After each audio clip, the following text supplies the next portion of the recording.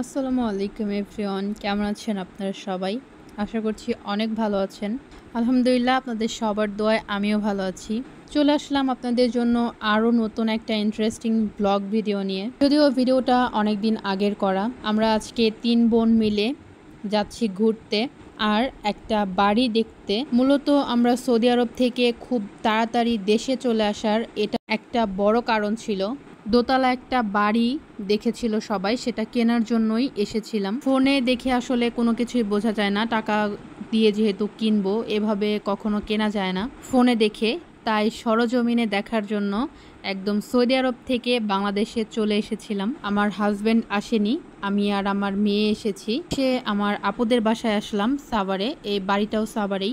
আমার চাচাতো বোনের হাজব্যান্ড, তার বাচ্চা এবং আমার বোন আর আমার বোনের হাজব্যান্ড এই বাড়িটা দেখতে এসেছি। এবং এখান থেকে আমরা জাহাঙ্গীরনগর ঘুরতে যাব, সেটাও দেখতে পাবেন। তো বাহির থেকে তো দেখলেনই আপনারা আশেপাশের পরিবেশটা কেমন। এবার ভেতরটা দেখার পালা। তো প্রথমেই দেখলাম ছাদে একটা ফাটল ছিল, যদিও ফাটলটা তেমন বড় ছিল না, ছোটোখাটোই ছিল। নিচের তলায় হয়তো 6টা রুম ছিল, 6টা রুমই ভাড়া দেওয়া ছিল। রুমগুলো খুবই ছোট ছোট ছিল, সেই সাথে অ্যাটাচড বাথরুম ছিল না। রান্নাঘরও তেমন ব্যবস্থা ভালো ছিল না। জায়গাটাও একদম কম, অল্প 2% জায়গা।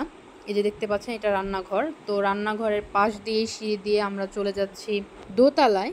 যেহেতু রুমগুলো ছোট ছোট ছিল, সাথে অ্যাটাচড বাথরুম ছিল না, রান্নাঘরও তেমন ভালো ছিল না, এর জন্য বাসাটা খুব একটা ভাড়া হয় না। নিচের তলা ভাড়া ছিল, কিন্তু উপরতলা ভাড়া ছিল না, সবগুলো রুম ফাঁকা ছিল। যতটা আশা নিয়ে এসেছিলাম সরজমিনে দেখে ঠিক ততটাই আশাহত হয়েছি। খুবই আশা নিয়ে সৌদি আরব থেকে বাংলাদেশে চলে এসেছিলাম এই বাড়িটা কেনার জন্য, কিন্তু দেখে একদমই পছন্দ হয়নি। বিষয়টা সত্যি অনেক দুঃখজনক, কারণ আমরা মাত্র 6 মাস থেকে এসেছি। 6 মাস পরে আমাদের চলে আসতে হয় এই বাড়িটা কেনার জন্য, যেটা নাকি একদমই বাজে ছিল।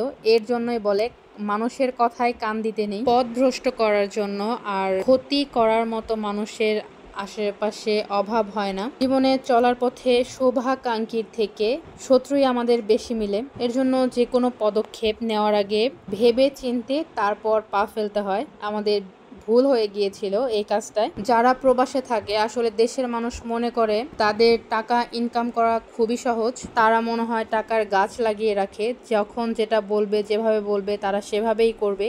খুব সহজেই প্রবাসী মানুষদের বোকা বানানো যায়। আল্লাহর কাছে অশেষ শুকরিয়া, আল্লাহ মানুষের কাছে মানুষের প্রলোভনায় আমাদের বোকা হওয়ার থেকে বাঁচিয়ে সঠিক পথে ফিরিয়েছে।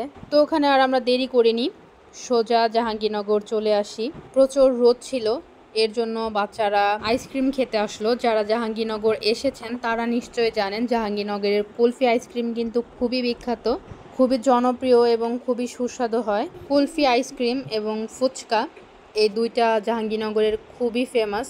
যারা আসেননি তারা এসে খেয়ে ট্রাই করে দেখতে পারেন। জাহাঙ্গীরনগর নতুন করে দেখার মতো কিছুই নেই, দেখানোর মতো কিছু নেই। আমাদের সাভার ধামরাইবাসীর কাছে জাহাঙ্গীরনগর ডাল ভাতের মতোই। দেখতে পাচ্ছেন আমার হাতে, এটা পলাশ ফুল।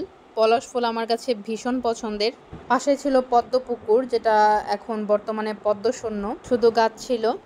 বর্ষাকালে অনেক পদ্ম ফুল হয় ওখানে। এই ভাস্কর্যের সাথে বাচ্চারা সবাই ছবি টবি তুললো। আমরা যেদিন গিয়েছিলাম ওই দিন হয়তো কোনো উৎসব ছিল, সঠিক জানি না। বেশ কিছু জায়গায় গান বাজনা হচ্ছিল, নাচানাচি করছিল স্টুডেন্টরা, রং মাখামাখিও করছিল। আর এই পাশটায় দেখছিলাম আবার অনেকেই বইও বিক্রি করছিল। তো আমরা আশপাশটা ভালো করে ঘুরে ঘুরে দেখছিলাম। বিকেলবেলা বেশ বাতাস থাকে, হাঁটতে অনেক ভালো লাগে।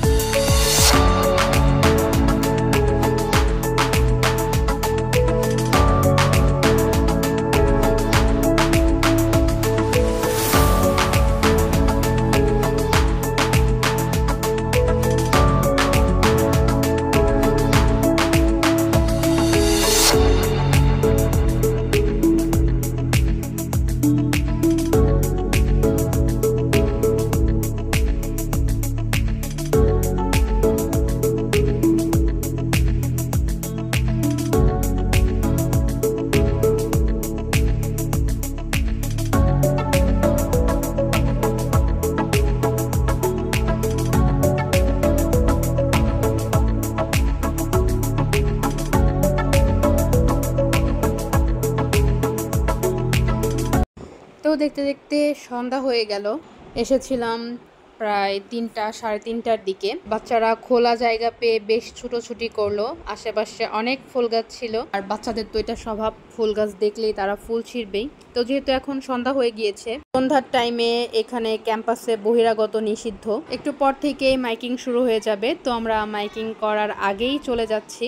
রিক্সার জন্য দাঁড়ালাম, তো রিক্সা এসে গিয়েছে, আমরা এখন বাসার দিকে রওনা হব। আজকের ভিডিওটা এই পর্যন্ত। আমার ভিডিওর কোনো অংশ যদি আপনাদের ভালো লেগে থাকে অবশ্যই একটা লাইক, কমেন্ট এবং সাবস্ক্রাইব করে আমার পাশে থাকবেন। কথা বলতে বলতে বাসায় চলে আসলাম। আমরা ফুচকা সাথে করে নিয়ে এসেছিলাম, ওখানে বসে আর খাইনি। তো এখন আমরা সবাই মিলে মজা করে ফুচকা খাবো। আপনারা সবাই অনেক বেশি ভালো থাকবেন, সুস্থ থাকবেন। আল্লাহ হাফেজ।